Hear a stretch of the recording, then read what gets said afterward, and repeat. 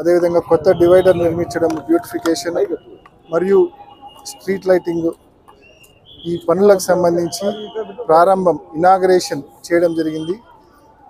స్థానిక శాసనసభ్యులు రాచమల్లు శివప్రసాద్ రెడ్డి అన్న, అదేవిధంగా మున్సిపల్ చైర్పర్సన్, అదేవిధంగా బంగారెడ్డి అన్న, అదేవిధంగా మరో వైస్ చైర్మన్ కాజా గారు, స్థానిక కౌన్సిలర్స్ అందరి సమక్షంలో ఇప్పుడే ప్రారంభించడం జరిగింది. ప్రొద్దుటూరు పట్టణంలో అనేక డెవలప్మెంట్ కార్యక్రమాలు మరి గడిచిన 2 సంవత్సరాల్లో 3 సంవత్సరాలు ఇప్పటికే దాదాపు 150 కోట్ల రూపాయలతో తాగునీటి పథకం ప్రారంభించడం జరిగింది. అదేవిధంగా గవర్నమెంట్ ఆసుపత్రి రోడ్ వైడనింగ్ కంప్లీట్ చేయడం జరిగింది. పార్కులు బ్యూటిఫికేషన్ చేయడం జరిగింది. ఇంకా దాదాపు వందలాది కోట్ల రూపాయల పనులు ఇంకా ప్రోగ్రెస్లో ఉన్నాయి. బస్టాండ్ కూడా రెనోవేషన్ కంప్లీట్ అయింది, త్వరలో ప్రారంభం చేసుకోబోతా ఉన్నాం. మరి ఇంకా అనేక కార్యక్రమాలు ప్రోగ్రెస్లో కూడా ఉన్నాయి.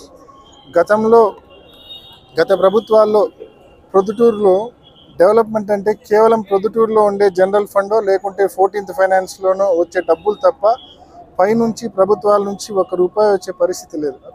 ఇవాళ జగనన్న ప్రభుత్వంలో మనకున్న జనరల్ ఫండు, మనకున్న 15th ఫైనాన్సే కాకుండా మనం ప్రభుత్వం నుంచి నిధులు తెచ్చి మరి వందలాది కోట్ల రూపాయల నిధులు తెచ్చి ఈ బస్టాండ్ రెనోవేషన్లు కావచ్చు, తర్వాత రోడ్ వైడనింగ్లు కావచ్చు, తర్వాత ఈ తాగునీటి పథకాలు కావచ్చు, ఇటువంటి అనేక మంచి కార్యక్రమాలు, ముఖ్యంగా పొద్దుటూరు తలమానికంగా మరి భవిష్యత్తులో తలమానికంగా ఉండబోయే కూరగాయల మార్కెట్ కావచ్చు, ఇటువంటి మంచి కార్యక్రమాలన్నీ కూడా జగనన్న ప్రభుత్వం చేస్తూ ఉంది.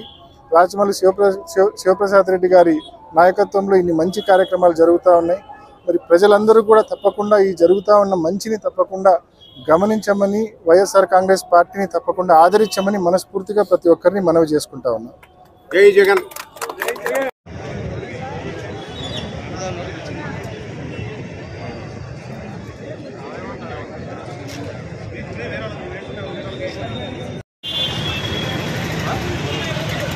ఈ వీడియో మీకు నచ్చినట్లయితే లైక్ బటన్ క్లిక్ చేయండి. మరిన్ని వీడియోలను పొందడానికి దయచేసి సబ్స్క్రైబ్ చేయండి.